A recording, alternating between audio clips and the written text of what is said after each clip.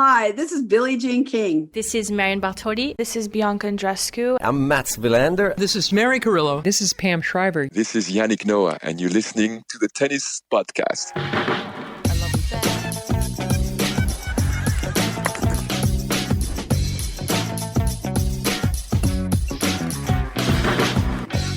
Well, hello and welcome to the Tennis Podcast on day 5 of Roland Garros, an absolutely stunning day in Paris today. And you find the three of us not in our usual spot in the foothills of Court Philippe Chatrier, but instead in the foothills of Court Suzanne Lenglen. And let me tell you, that is the perfect place for us to be today, because Court Suzanne Lenglen was the place to be today. David, thoughts and prayers with anybody that had a ticket on Chatrier today, because not only was that not where the drama and the vibes were, but the sounds from elsewhere and the vibes that there were elsewhere were so loud that they'd have been able to hear them on Chatrier, and the FOMO must have been so real. Yeah, absolutely. I mean, there was a moment where you and I were on Court Simone Mathieu, which is basically as far away from Lenglen as you can be, and I heard something and we just had to go. So I don't know how they did it really on Court Philippe Chatrier. It's luck of the draw, isn't it?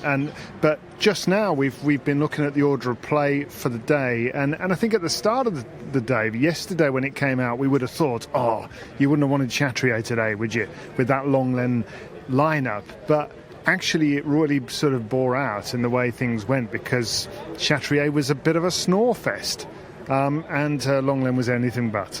During the latter stages of the Artifice match, Matt, you were in the media centre, which is not only quite a way away from Court Suzanne Lenglen, but kind of like in a basement, a quite concrete-y basement, and yet you could still hear the roars and La Marseillaise. Yeah, I was getting these 2-second spoilers about what was happening in the FIS match, because, yeah, inside the media centre, underneath Court Philippe Chatrier, underground, behind some massive doors, I could still hear the noise on Lenglen. It was absolutely extraordinary, and obviously Lenglen was the place to be. I think the second place to be was like watching it in a communal environment with a load of other people. It's always fun in a press centre when everyone's watching the same match. It's a really, really fun vibe. Lots of French noises coming out of people's mouths, which I really, really enjoyed. What do they sound like? Oh la la!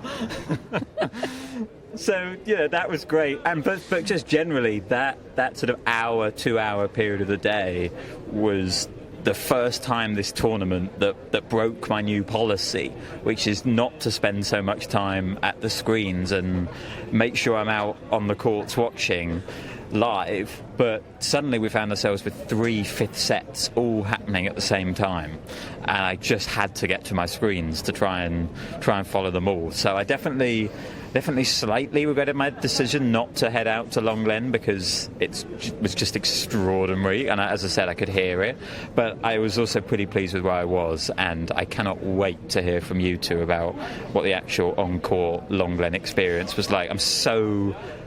I was like, when I saw David after that, I just sort of shook him and just sort of hugged him. I was like, I can't believe everything's come together for you, David. FIS and Lenglen all in one. It was magical. It was big for Artifice, but it was bigger for David Law, folks.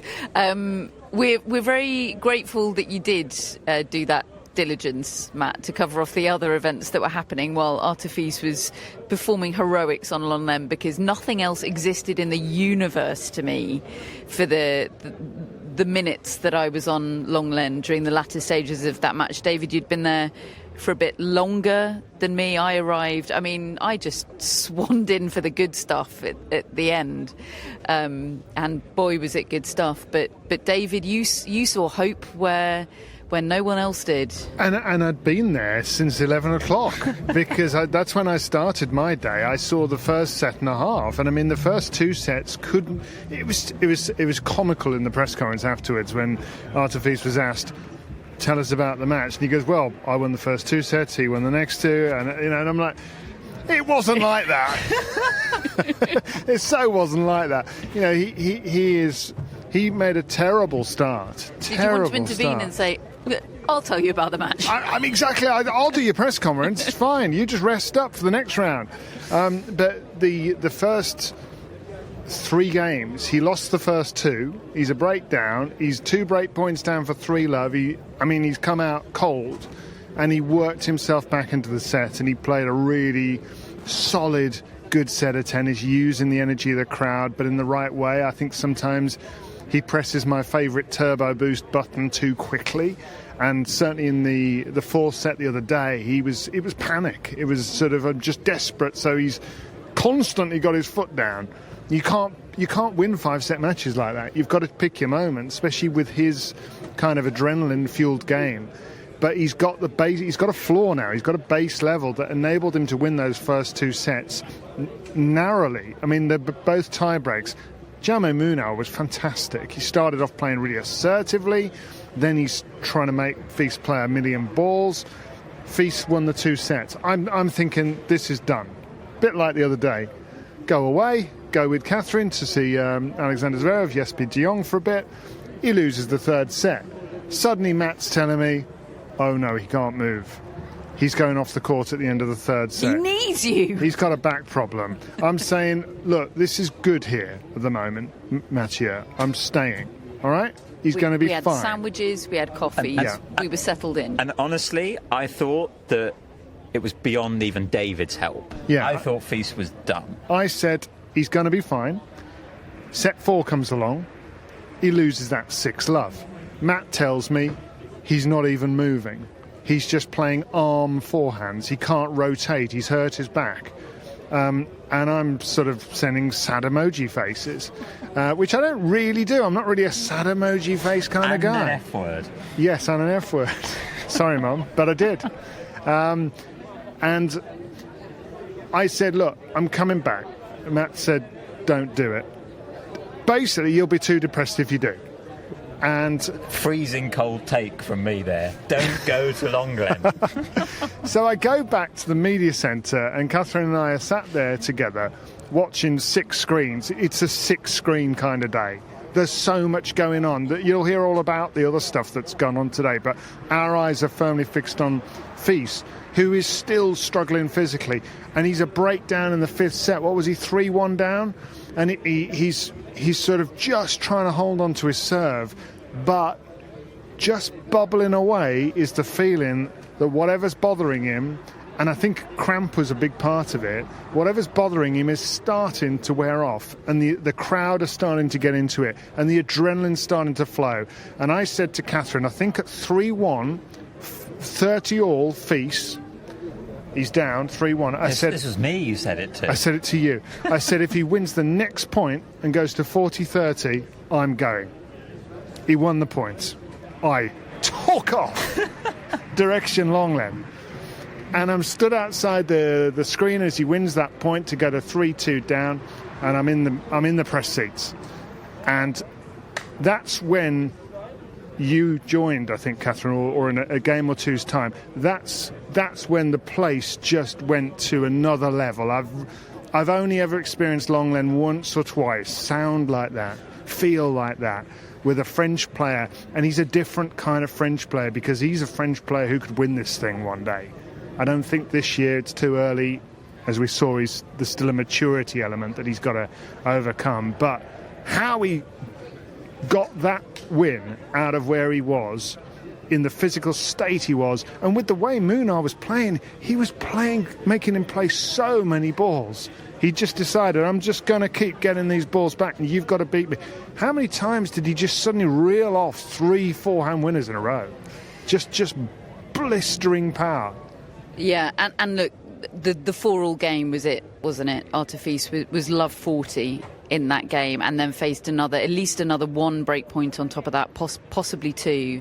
I do think that this isn't the story here, and I know it's tough when you're playing an injured opponent, because one wisdom is just make him play. Just don't miss. Make him play.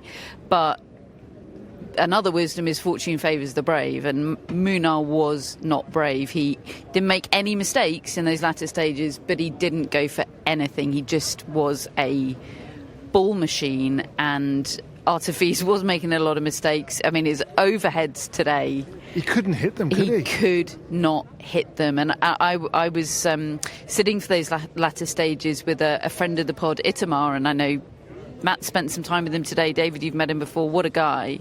In fact, I sat down in the Suzanne Lenglen press seats, and he tapped me on the shoulder and held up his laptop, and the barge was open on it. And I thought, I have come to the right place. But he told me after the match he'd been there, I think, throughout the whole thing. What a journey he must have been on today. He said that wasn't an injury thing, the overhead. His overhead has been bad all day. He missed some early on in the match, even when he was winning, and must have got in his head. And I'm sure not helped by the back stiffening up. But yeah, I mean, there were some absolutely... There were two identical ones. Yes. Two identical ones where by the second one... The noise that went around the stadium when the lob was lofted up, but the defensive lob was lofted up by Munar. I mean, poor Artifice. Like, is this a wind-up? It was basically the whole stadium saying in chorus, "You're going to miss this." Miss it, miss it, miss it. So yeah, I mean, that 4-4 game was absolutely everything, wasn't it? After Fils wins it, the stadium erupts in a round of La Marseillaise like I've never experienced before. David, you have dedicated more of your life to sitting on Lenglen and experiencing those moments. I've never felt anything quite like that. That will stay with me forever. It was so special, and it broke Munar. The 4-4 game broke Munar, but I think the crowd's reaction to the 4-4 game, he was standing there just in front of us at our end of the court, and I don't know if he was crying, but he looked like he was crying. He looked like he couldn't handle this weight that was on top of him, of all of those people. And, a chorus of voice like that is such a powerful thing. I'm going to go home tonight and listen to the Marseillaise. I've written in the notes here... I'll sing it for you if you like. No. Go on then. Listen to an actual version. I've written in the notes here, 4-4 game in the 5th, La Marseillaise, Munar's tears, Fis's shirt throw, everything. and that 4-4 game, when he's love 40 down, the first point as he starts to drag himself back into the game was a serve and volley. Just a lovely sort of serve and a knifed volley. And then he just clubbed these 3 forehand winners just from normal rally balls that, has taken a risk. And you're right, really, after he'd broken, Munar couldn't play, really, could he, in that next game? And he was gone. That's... It's not often you see a player just kind of go in front of you like that. Not physically, he can't cope with it all anymore.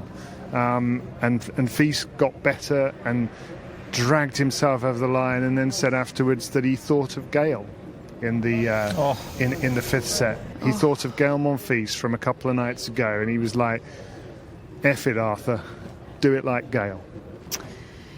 There was no need to censor yourself there, because I am about to swear. I don't think there's any way to ask one of my subsequent questions without swearing. But first, should we cover off the celebration?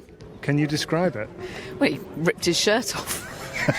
Yeah, it's all sort of in one motion, wasn't it? Yeah. Sort of shaking hands with Munar and the umpire, and then the shirt was off. Yeah, I checked Getty Images for photos that we can use of Artifice in our promo of today's show, and I thought I had misremembered. I thought there was a bit of celebration before he ripped the shirt off. I thought there might be some non-semi-pornographic photos that we might be able to use, but there are none. All the celebration photos feature a topless Artifice. I think those will do better on Instagram. We'll have to clickbait this thing.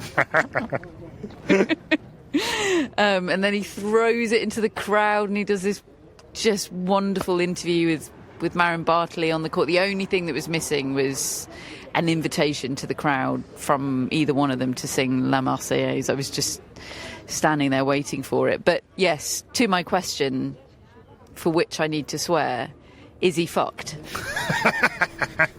Is he fucked for Andrei Rublev in the next round? I asked him that exact question in the press conference. I didn't use those words.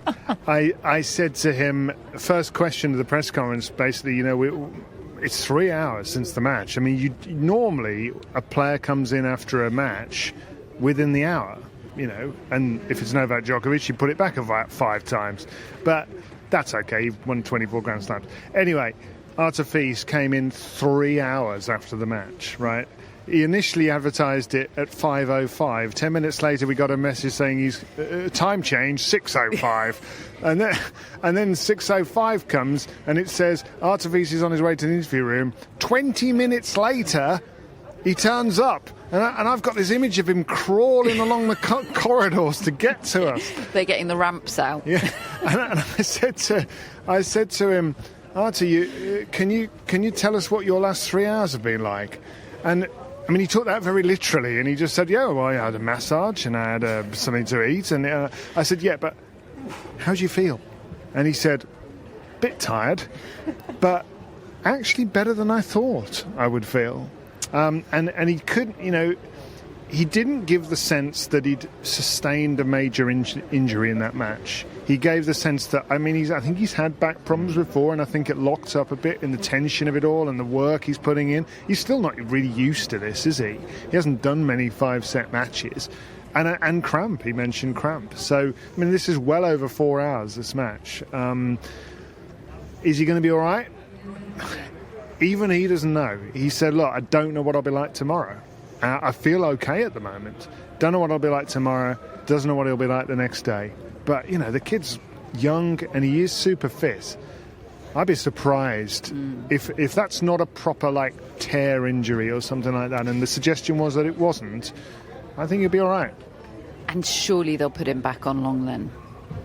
It's a good question. I don't know. There'll be a lot of kind of temptation to want to put him on Chatrier now as the star of the tournament, I think. I'm just imagining, a similar situation where there's a rousing eruption of La Marseillaise, and I can imagine Andrei Rublev being the sort of player that would be broken by something like that. I don't know. 2 days' time, 2 evenings' time is the Champions League final, which is it's a big deal in the sporting world. It is a huge deal here. It will affect their scheduling on Saturday, big time. It will affect their scheduling on Saturday night. I do wonder if they will. Suddenly, the Saturday night session becomes a dud, doesn't it? I wonder if they'll put a women's match there, because it's suddenly goes from prime time slot to. No, it's... Let's bury this thing. There's a reason they call it the men's session. They don't call it... I call it that. But he was asked, you could be scheduled on the night. And he goes, no. Like that. And then he sort of said, no, I don't mind. Whatever they want to put me is fine. But I think he wants to watch PSG because it's his team. I would be surprised if they put... He does. That's fair enough. I would be surprised if they put French men on Saturday night. There's an all French third round women's match. Which guarantees a French woman in the fourth round. Jakub against Boisson. It would just be the sort of thing they would do. And then they'd go, look, some women. Surely they're going to put Sinner in that spot, aren't they? Don't know. Probably. Yeah, probably. likely. No, in this place. Yeah, likely. Probably. Sinner against Lehechka. Yeah. I think they're going to put Feast back on Lenglen. That's my prediction. I think he's going to ask for it. Well, I hope they do, because I'll be there. I think he's going to ask for it, and they'll say, like Kyrgios asking for Hisense, John Cain, Vodafone, Melbourne Arena. I think he's got that going on with Lenglen this tournament. Yeah, no, I think you're right. And there's enough, other male star power to occupy the two spots. What a conversation. I think that they're going to stick him on Chatrier in the afternoon, and I think they're going to stick Fonseca on Lenglen, and they'll stick Sinner in the night session on Chatrier. Spoiler alert for the rest of the show. And David. what about Novak Djokovic? Oh, yeah. Okay, should we talk about Novak Djokovic? Matt has hot-footed it here to our lovely recording spot, actually, just kind of around the back of the premises. There's almost like a hidden area behind court Suzanne Lenglen. It's where you find court 14, which is the fourth court here, lovely sunken amphitheatre style court. There's courts 11 and 12 next to us. It's actually it's a lovely part of the grounds, and we set up here ready for Matt to join us from his position in the press seats watching Novak Djokovic against Corentin Moutet, which I think you were there from first ball to last, Matt, which is incredible dedication. You obviously don't have restless leg syndrome like I do. Look, I was there for the first set of this, and my impressions were, this is bloody disappointing. You made those impressions clear in the WhatsApp group and then with your feet when you left after the first set. I felt let down by Corentin Moutet today. I didn't expect him to win, but I also didn't expect him to be applauding Novak Djokovic's volleys in the opening set. You wanted him to be a dick. Yeah. And turn it into a That's circus. literally the role he was cast for. It was his only chance today. His only chance was to be a dick. And he couldn't... And that's his default status. It is. He was neutered today. Yeah. And shout out Charlie Aquasher. He called it. Who called that. He came over to us earlier in the day and we were talking about Moutet Djokovic, and he said, frankly, I'm not as excited about it as you guys, because I worry that Moutet won't be able to do the usual Moutet things because he'll have too much respect for Novak Djokovic, or be intimidated by him. And I was like, Moutet doesn't have respect for anyone. Not our Corentin. Yeah. But actually, I think there was a hint of that. More than a hint? Well, things got better in the third set. I'd checked out by then, Matt. But it was never full Moutet. It was never full Moutet. I think, and look, part of this is Novak Djokovic. It's very hard to do Moutet things against Novak Djokovic. He has a way of controlling the energy of a match. He slows things down to play at his pace. His attack is so precise, and he's so balanced, and he's so controlled in everything that he does.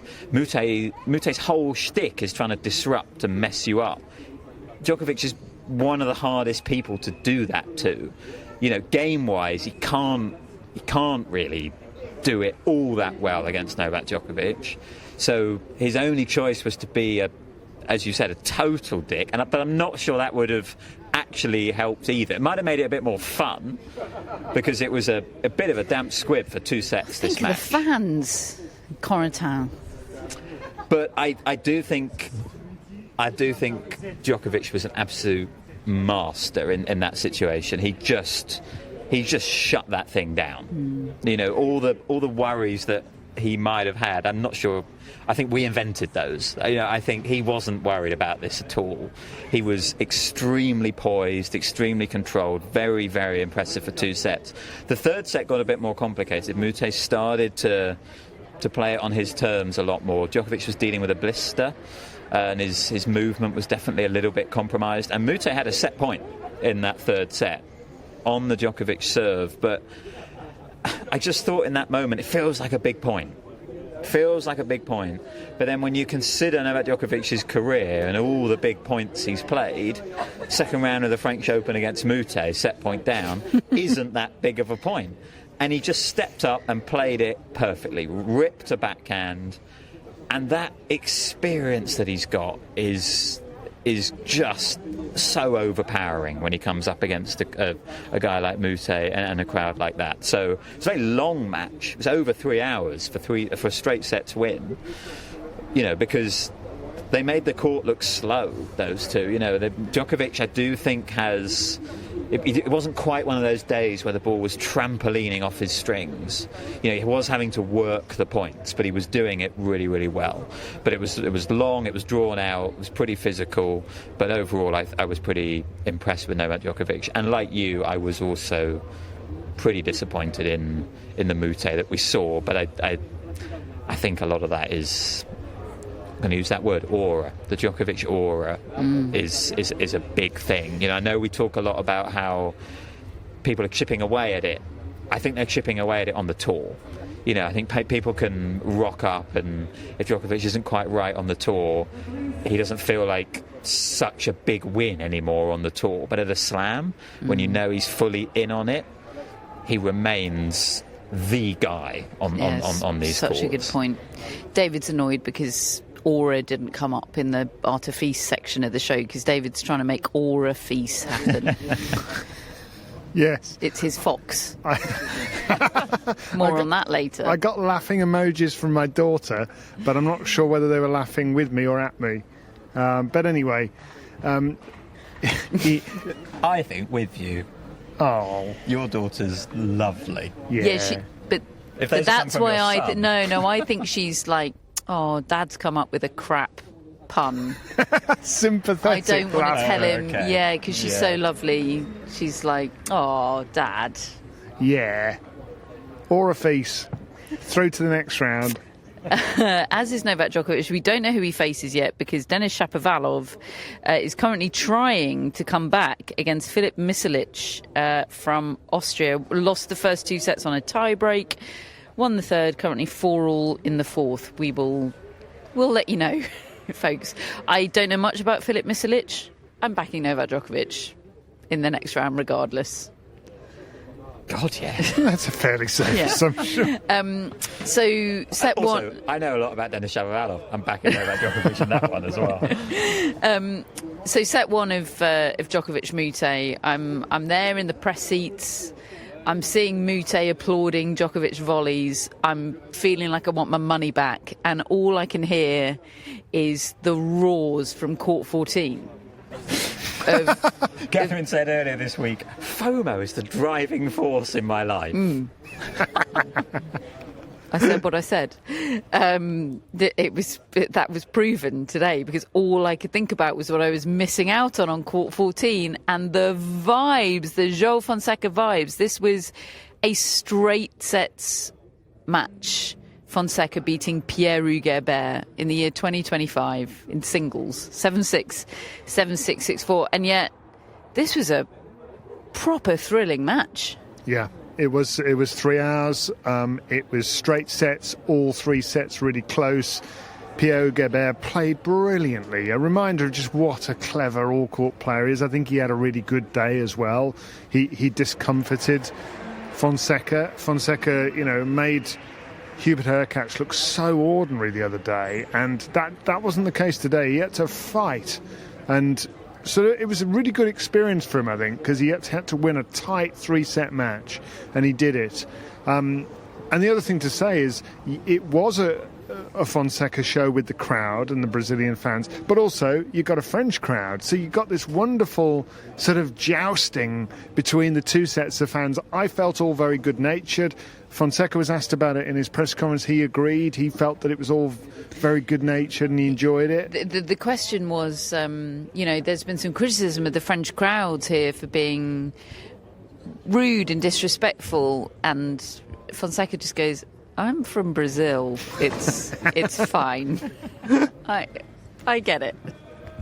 Yeah, he handles himself so well. I mean, I asked him, Are you tired? I know you've won both matches in straight sets, but this is new, and that was a long match. And he says, no, I feel all right, actually, and it's interesting watching him and Feast just experiencing these things for the first time.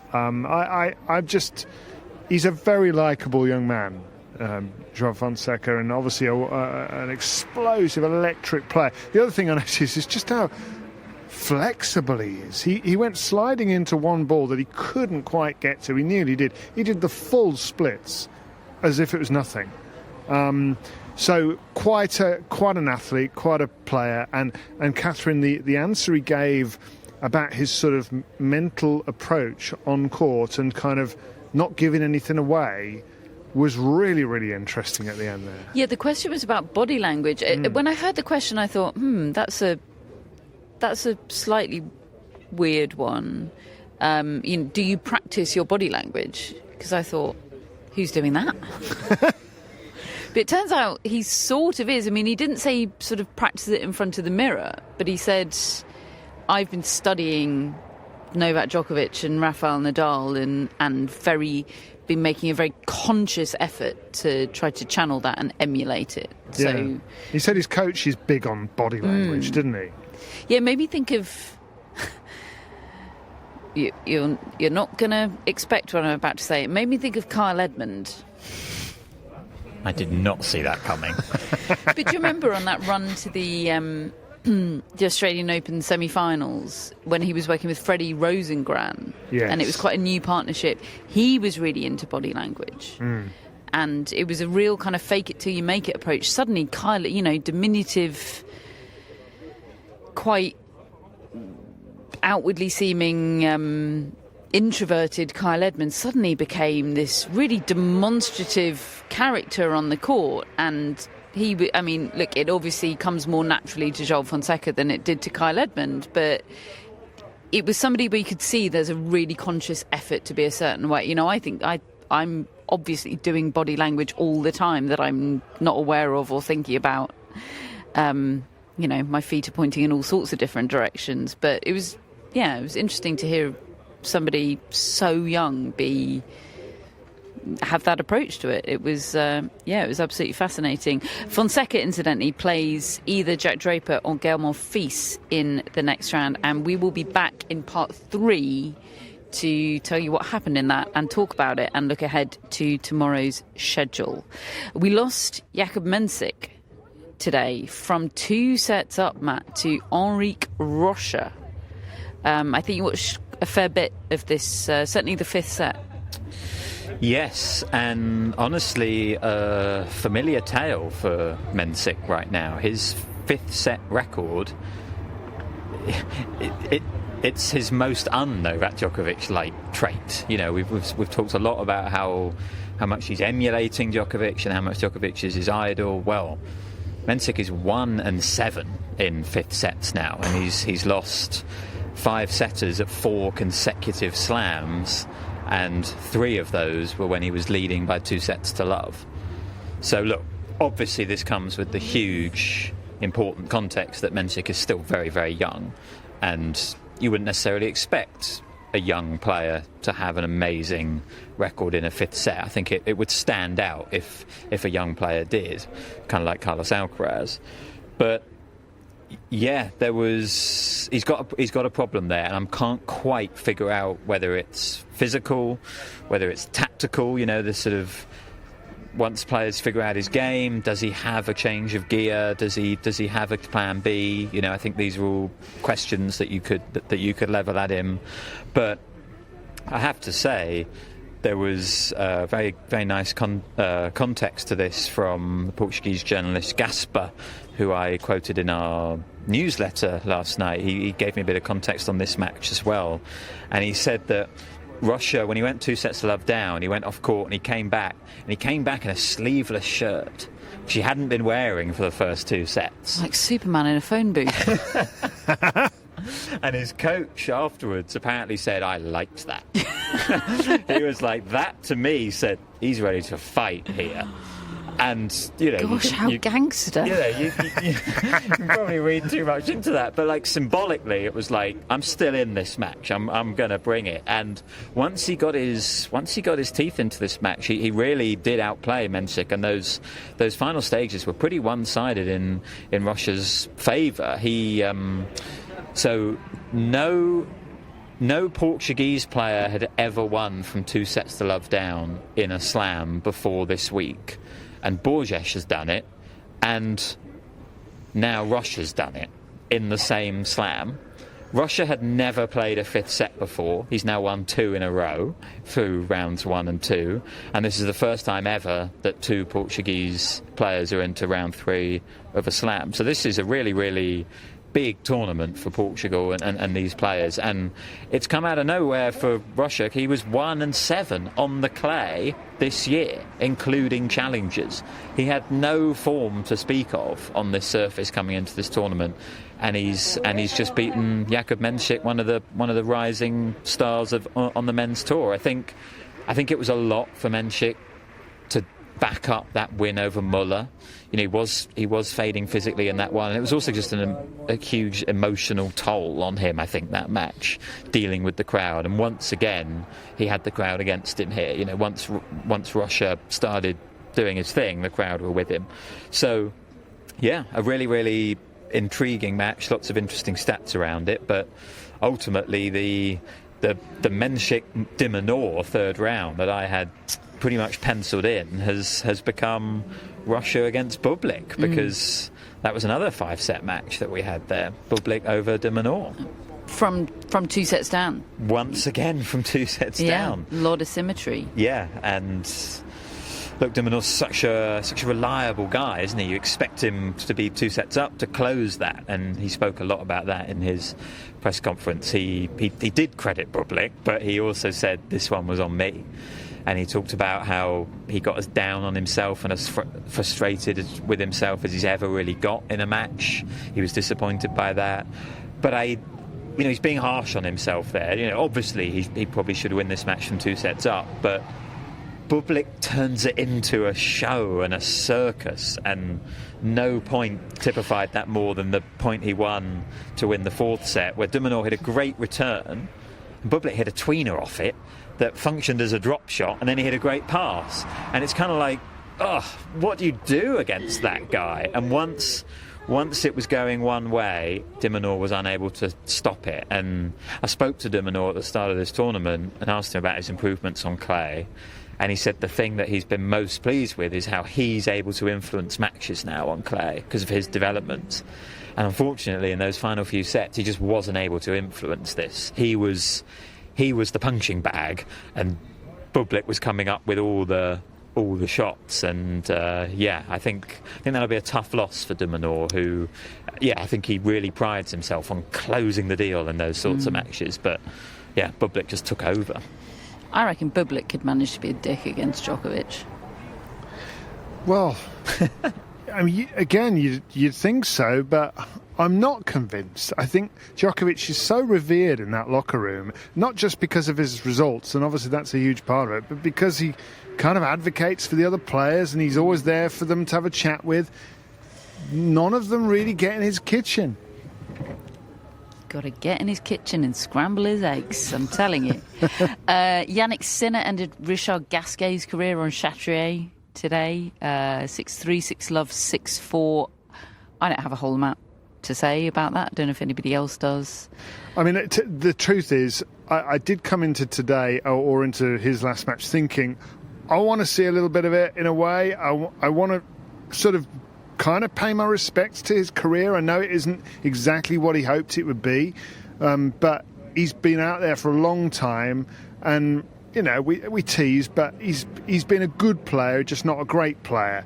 But unfortunately, it happened when all the other stuff was going on, and I just didn't get a chance to see any of it. I caught the old glimpse on the screen. It looked like he was having a good old send-off, and it was all very emotional. And good luck to him. And Yannick Sinner progresses through to a round 3 against Jiri Lehečka, who took out Alejandro Davidovich Fokina. Zverev, as we mentioned earlier, he lost the opening set to Jesper de Jong, who's got one of those really live wire arms, and you don't quite know what's going to come off his racket. And it was a really impressive first set from him, and Zverev looked really discombobulated by his game. But once Zverev settled, it was one-way traffic here, and he was very comfortable in the end. But he's got Flavio Cobolli next, who needed 4 sets against really good player Matteo Arnaldi, obviously a countryman. Zverev Cobolli could be interesting. And just one last bit of news on the men's tennis front. Stefanos Tsitsipas, who we talked about yesterday, is going to be coached by Goran Ivanisevic from the grass courts onwards. They will start their collaboration in Halle. This story broken by Vicky Georgiatou in SDNA. It's something that was rumoured a while back. I think they've been in sort of conversation for a while, but it is now confirmed. Yeah, I have had chats with Goran over the last 6 weeks since the first suggestions that might happen came up, and he confirmed that he'd been talking to him and looking at what the options were. And I mean, from his perspective, I think he's very clear that he wants to have sole responsibility for the coaching. No disrespect to Stefanos' dad, but he doesn't want him involved in that element of his career if he's going to be involved in it. So I think that is a positive development. Look, Goran he's got the medals, really. I know some of it is with Novak Djokovic, and you could say, well, Djokovic could win with anybody coaching him, but I do think he made a tangible difference to Djokovic, particularly with the serve. He obviously made a huge difference to the game of Marin Cilic.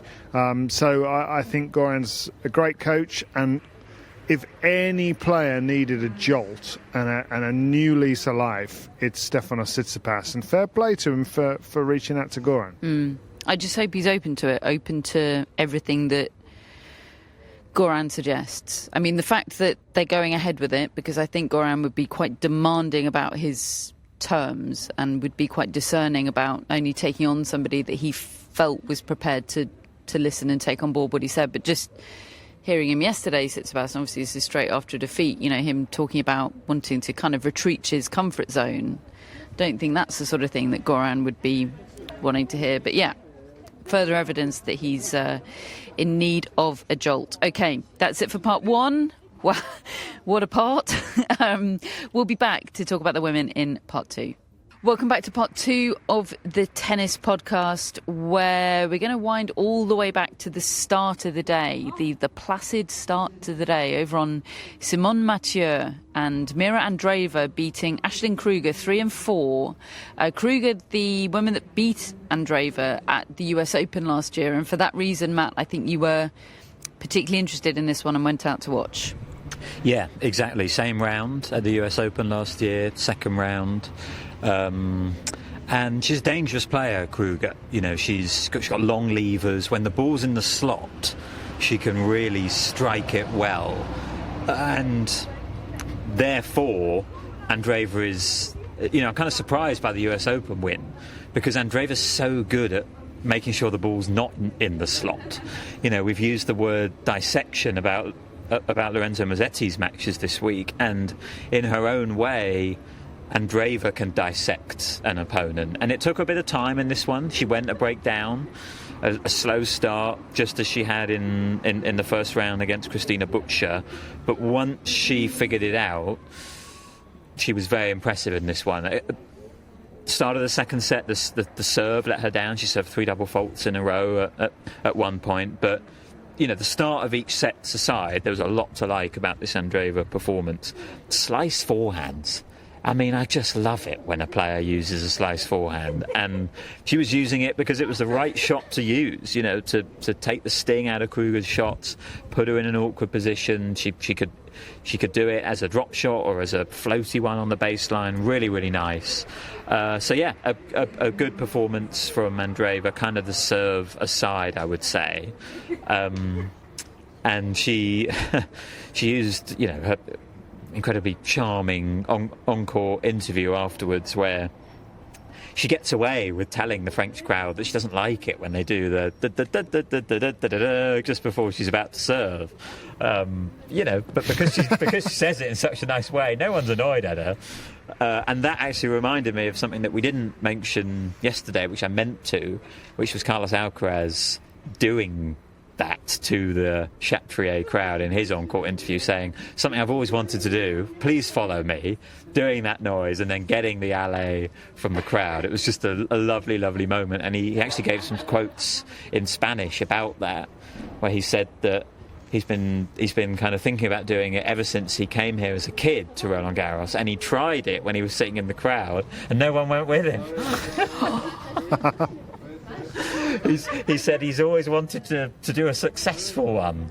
Oh my God, I'd be thinking about that every day. I had a friend at school who went to Reading Festival, and this will date it. Do you remember the MAOAM adverts? No? Mawam was... No, I know a Mawam. Anyway, he was on someone's shoulders, and he did. It was really of the time, it was like, what's up, Bow Wow was big. That advert was big, and he got up on someone's shoulders. There was a bit of silence, and he did a M-A-O-A-M, Bow Wow. No one went with him. Anyway, it turns out it was a minute's silence at the time. Oh my! I think about God. that. I think about that a lot.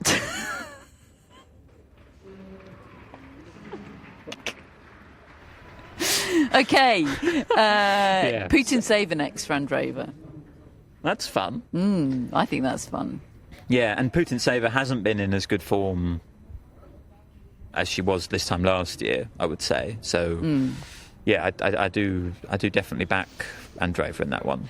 Coco Goff beat last year's junior champion Teresa Valentova, who's really not that much younger than Coco Goff. 6'2", 6'4". She can play, Teresa Valentova. You know, some people were picking this one to be quite close. Well, actually, I don't know why I'm sparing James from the Athletics blushes, because we outed him on last night's show, didn't we? And he was the only person I know that was picking it to be close. 2 and 4, is that enough of a fig leaf of respectability for James? Catherine, I said that Emma Raducanu would beat Iga Świątek. That was 6-1, 6-2. So, you know, I don't think we can be too hard on James. She can play, Valentova. The serve was a problem. She'll need to beef that up. Yeah, and... Well, as James said, if she hadn't had to serve, she might have won this. There were so many breaks in that second set. But yes, she can play, you know. But Goff's just better, and you know, that's all there is to it, really. I think, you know, at this stage in their developments, Goff's got just more game, and it actually is used to having her serve broken.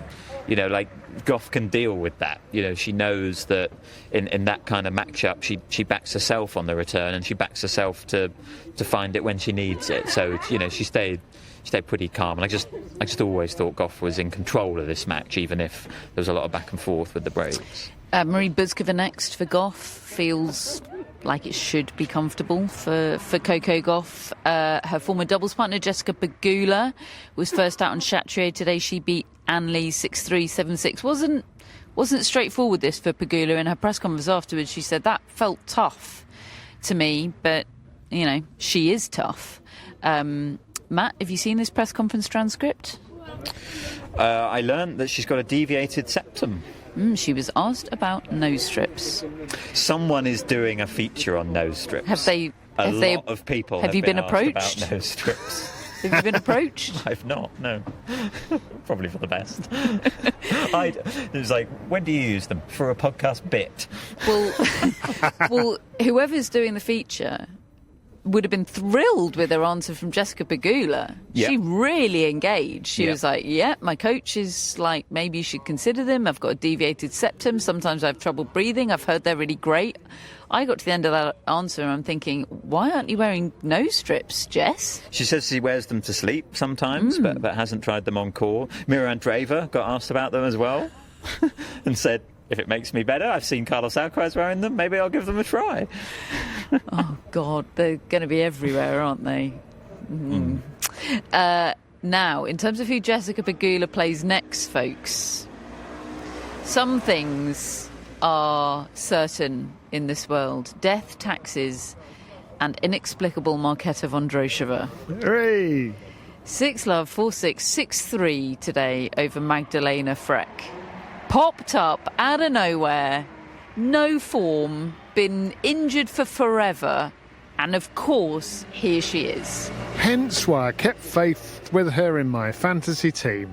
But no, she is that type of player. She's just a ball player, isn't she? She can pick up a racket and find a timing immediately. And it's a weird game for the opponents. The angles, the balls are coming at you with the left-handed shots, the forehand. It's all... She's a real lefty in that way. She provides those angles, but I'm still surprised because she was one a bit like Karolina Mukova, where you're looking at her and thinking, given your recent injury record, are you actually going to get to the start line of this tournament? Now she has. As long as she doesn't have any physical setbacks, she could trouble Pegula. Yeah, I don't think Pegula's going to have an awful lot of fun there playing Vondrousova on a clay court. If Vondrousova's fit, which, you know, Freck's no pushover, yeah, I think that could be tough. Yeah, and there's history there. You know, they played in that Wimbledon quarter-final a couple of years ago where Pegula was in with a big shot of winning that match. The roof closed, and Vondrousova played an incredible last few games to win it. So yeah, I agree. I think Vondrousova's the more natural clay courter for sure. Her top spin suits the surface more, and her lefty angles just make her very, very tricky. I've not actually seen her play this tournament, I must say. I haven't watched her matches with everything else that's been going on, but I think I will be seeking that one out just to really find out where Vondrousova is right now. But yes, I think I would be a little bit concerned for Pegula in that one going into it. Paula Badosa won today 3 sets against Elena Gabriela Rusa. She now plays the winner of the match currently on court. It's hard to believe there is still tennis happening on Longlen. The match currently between Daria Kasatkina and Leolia Jean-Jean Kasatkina is serving for the first set. It's cool to see the Australian flag next to Kasatkina's name, isn't it? First slam that we've seen that. Hayley Baptiste, Matt. Yes. She's still going. And actually she's, I rate Buthas Monero, but you've got to call that a good draw in the third round. Yes, and it was looking for a long time like it was going to be her compatriot Robin Montgomery in that third round. Montgomery should have gone up a double break in the third set on Buthas Monero, but Buthas Monero came through it. But yeah, Hayley Baptiste beat now Hibino today in straight sets. And yeah, I actually just saw on the scoreboard to our right here, on the back of one of the outside courts, that Baptiste played doubles today with Kruger, and they lost to Andreeva and Schneider. So Kruger has lost twice to Andreeva today. That had actually passed me by. But yeah, an absolute thrashing in that one. So Baptiste is out of the doubles, but going really strong in the singles, and it's great to see. I really like it when a player has made big strides, as Baptiste has this year, and she's been relevant, hasn't she? We've watched her matches, had a great one against Osaka, great ones against Svitolina, and now she's delivering it at the Slam as well. Look, the draw's been relatively kind to her, for sure, and it probably has been again in the third round, as you said, considering who she could have got. But she's making the most of it. She's got, as I said, such a fun game. I'm all in, and I hope she keeps it going. Madison Keys, a winner today, very comfortable, 1-3 over Katie Bolter, who... I know she won that 125 event in Paris on clay ahead of this. And look, I think winning one round here is a pretty good result for her. She is not a clay courter. I think she'd probably accept that. Madison Keys sneaking through that draw. She's got Sophia Kenin next, I think, who took out Victoria Azarenka earlier on today. Folks, Gael Monfils has, of course, just taken the second set to level things up against Jack Draper. Denis Shapovalov, of course, is into a fifth set against Filip Miselic. So we are going to go and watch those, keep an eye on them, so we can tell you about them in part 3. Welcome back to part 3 of the tennis podcast, where it is now 3 minutes to midnight, and you find us back at Tennis Podcast Towers. Jack Draper is on our screens, being interviewed by Fabrice Santoro, subsequent to a pretty hard-fought 4-set victory over Gael Monfils. It was entertaining. I think it was everything the crowd wanted it to be, except for a Monfils victory, but I think Jack Draper won over a few Parisians tonight. Yeah, I think he did, particularly at the end, because of the prolonged hug between himself and Gael Monfils. I think that sort of thing always goes down very well. And also the tennis, I think that they really rated what he put up there today. I mean, this would have been the first time that caught Philippe Chatrier crowd, and I reckon a lot of people watching on TV would have been able to see Jack Draper. This is a recent development, isn't it, to get into the world's top 5, even the top 10, really. And he went toe-to-toe with Monfils. I felt he should have won in 4 sets, and yet he found himself 5-2 down. But he turned it around, and he kind of ground Gael Monfils down in the end, didn't he? And for a guy that we know, suffers with anxiety and feels it out there, he was dealing with a lot Jack Draper, and a lot of new stuff as well. Like, as you say, David, we've adjusted to a new normal with Draper quite quickly, haven't we? But and I think he has for himself as well. It was a very understated celebration tonight. Like, I think that was partly out of respect for Gael Monfils in the crowd, but also like round 3 of a slam is not it for Jack Draper anymore. But he dealt with things really impressively tonight. I think he's the business. I think. Yeah, I think he's proved this year that he's a better player than I thought he was. For a start, I mean, like a really dangerous player that can hurt anybody in the world. But the way he talks, you can hear how much everything means to him, and how there's no stone left unturned, and how he's gathering information about how to deal with situations all the time. This was a big night for him. This could have been a very anxiety-inducing match, and yet he's drop-shotting Gael Monfils into the dirt, really, on a clay court here, and it takes some doing, given how fast Monfils is. His court craft was superb. Yeah, we should have a word on Gael Monfils, shouldn't we? Maybe a word from Matt, who confessed last year on the barge that his tennis opinion that might get him cancelled is that Gael Monfils has never really done it for him. There was a reason that went on the barge, Catherine. But honestly, I've done a real 180 since then. I think since it's become very apparent that he's unable to win these biggest tournaments now because of the fact that he's 38 years old and he's just not a contender to win these anymore. There's no sense of what if about his matches for me anymore. That was always my slight issue with the Monfils experience. I always felt like, yes, there are some incredible highlight reel shots, but, couldn't this game actually be winning the biggest titles? He's so good, and yet there would always be these things that held him back. So I never fully was in on all the show of it all. But honestly, over the last few years, I have been, because now that's the entire point, the entertaining and the showman, and that's what he's got now, and he produces it unlike anyone else, really. He's an absolute marvel with what he's done in these last few years of his career, and he's still got that incredible ability to eat up the ground, when he's moving side to side. He's got an incredible injection on his shots, explosive forehands that just sort of come out of nowhere and take your breath away.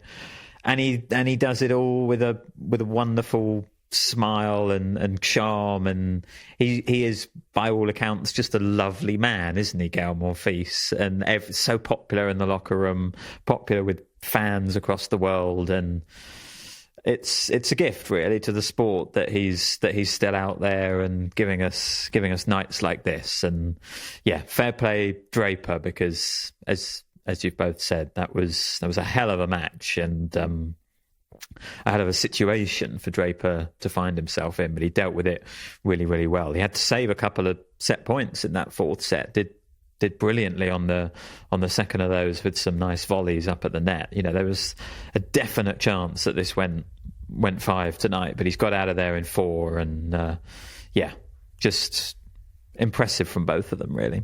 Which could be a big deal for the next round, because he's playing an 18-year-old who's had straight sets wins in both his matches so far. Can I have a yes, please, for Draper against Fonseca? Oh, yes, please. Yes, please. God. You can add to that if you can go beyond yes, please. I mean, I they played, didn't they, in Indian Wells in the first round, I think it was, or certainly very early on. And it was a pretty handy victory for Jack Draper in the end. This is interesting. This is really interesting, because Fonseca hasn't expended too much energy. He's hitting the ball beautifully. Draper, well, he's put a bit on the clock today, but I don't think it's going to bother him too much. I think in a couple of days' time he'll be okay.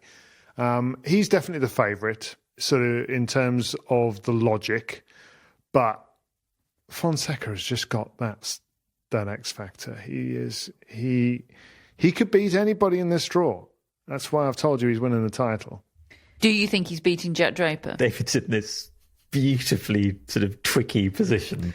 Yeah, and I'm keen to expose it at every turn. So I can tell. I was just taking in the moment. Yes. You do. He's going to beat him, yeah. Matt? And will it be played during the Champions League final? Is my other supplementary question. I don't think so. I see that as a Lenglen match. Yeah, you see everything as a Lenglen match, David. You've scheduled everything on Lenglen. The campaign starts here. Well, there's Fils, Sinner, and Djokovic, isn't there, on this side of the draw? So it would have to get above two of those to get on Chatrier.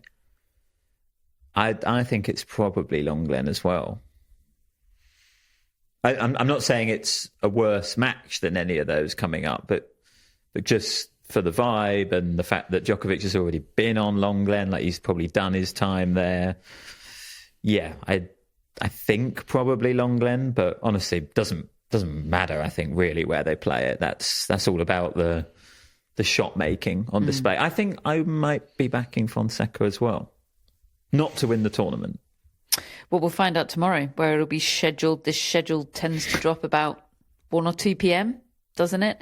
Denis Shapovalov came back, but not all the way back, by the way. He lost out in 5 in the end to Filip Miselic, the Austrian, who will be Novak Djokovic's next opponent on Saturday. And 2 points on that. One is a little newsletter tease in that we've got stats on, well, comebacks from 2 sets down. We've had a lot in this tournament already, and I'm tracking whether we're on track for a record. So that's in the newsletter. Okay. And also, I feel like we should say this is the kind of day that we've just had where when we talk about if you were to move to best of 3 in the first week of a slam, you would be losing something.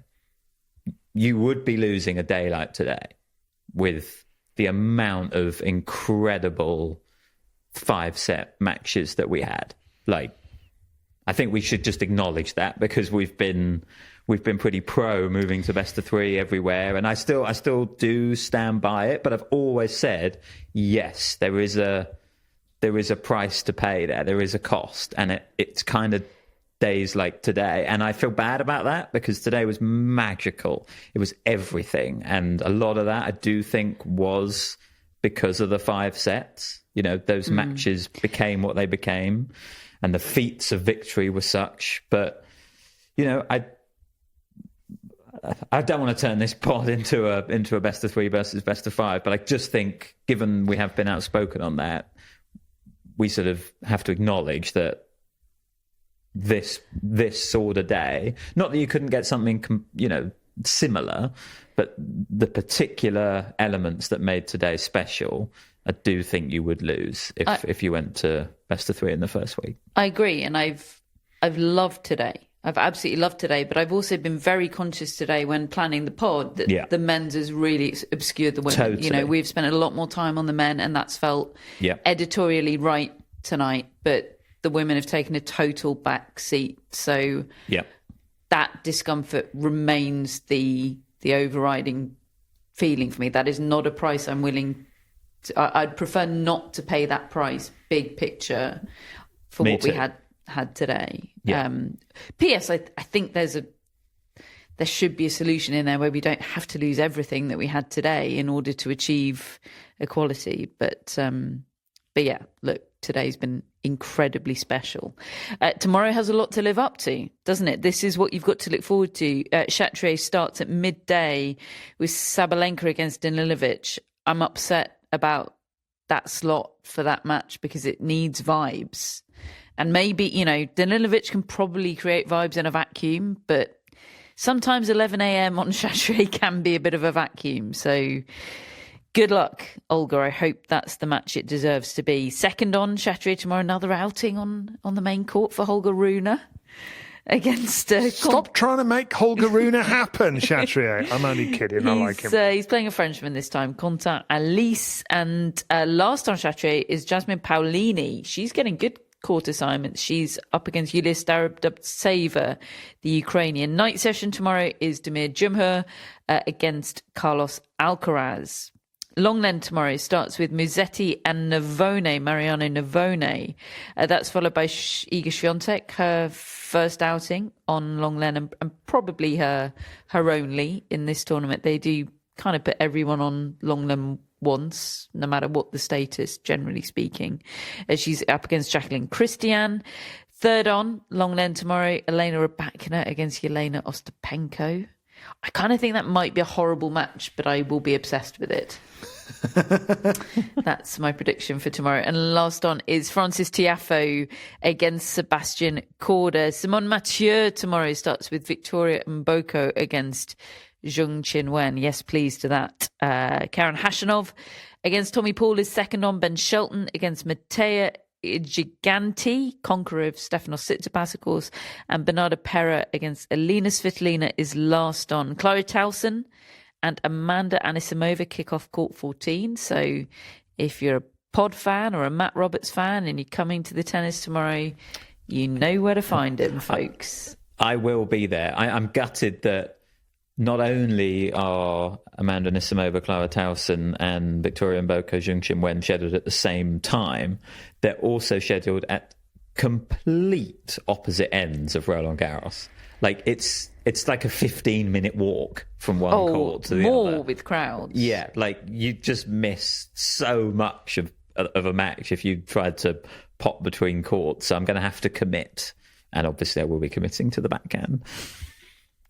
Medjedovic is on 14 tomorrow. Nuna Borges and Alexei Popyrin as well. Speaking of Hamad Medjedovic, he is one of the players that we met in Tennis Podcast Meets, which is our latest show for friends of the Tennis Podcast. It went up yesterday. It features interviews that the three of us have done with various different players, kind of get to know you style interviews with Mirra Andreeva, Victoria Mboko, Amanda Anisimova and Hamad Medjedovic. That is up now for friends. If you'd like to become a friend, the link is in our show notes, as is the link to subscribe to the newsletter, which Matt did an excellent teaser for earlier.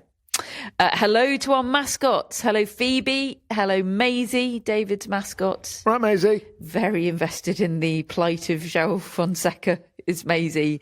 And hello to Roger. How big are your paws now, Roger? Please send us an update. Top folks and executive producers, Greg, Chris and Jeff, hello to you. And it's over to Matt for some shout outs. And it's hello to Kate Bradley from Iowa City in the US. Hi, Kate. Hello, Kate. Is Iowa City in Iowa State? Because sometimes they're not. You know, like Kansas City is in Missouri. I'm Googling. Tell us about Kate. We know that Kate has been a dedicated listener since 2019. Good work, Kate. And a friend for several years. You're a legend. She doesn't know a time before Matt Roberts. No, potentially. No, that's true. That is true. I'd given my Hakshinov take, smiling. Iowa City is in Iowa. Lovely. Thank you, Kate. Like Kate Flory, my friend that works for the ATP. Very good. Although this is Kate with a C. Oh, which suggests she might be a Catherine? Yes, I believe she is, actually. I always wanted to be able to pull off Kate with a C, but I do think it takes a certain type of person. I did consider it for my Year 8 rebrand. And you went with Kathy. Kathy with an IE and an occasional sort of heart over the I. We can start calling you if you like. See how that goes. I think it's too late now.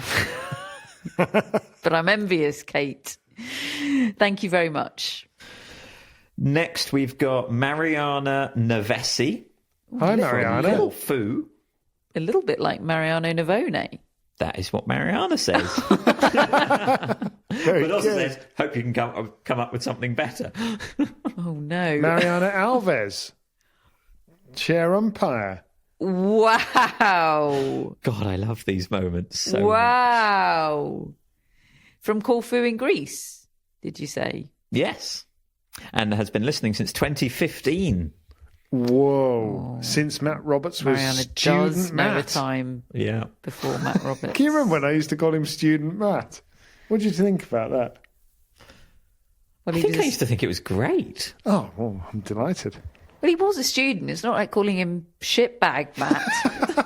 Oh, I didn't get a very good reaction to Aura Feast, did I? No, those two things are not the same.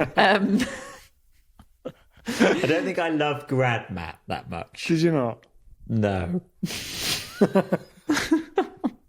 I was just trying to keep it going. And then Why- I do love commitment to a bit. Why didn't you like Grad Matt? You thought you'd... I thought maybe I'd earned my stripes, so I could be called Matt.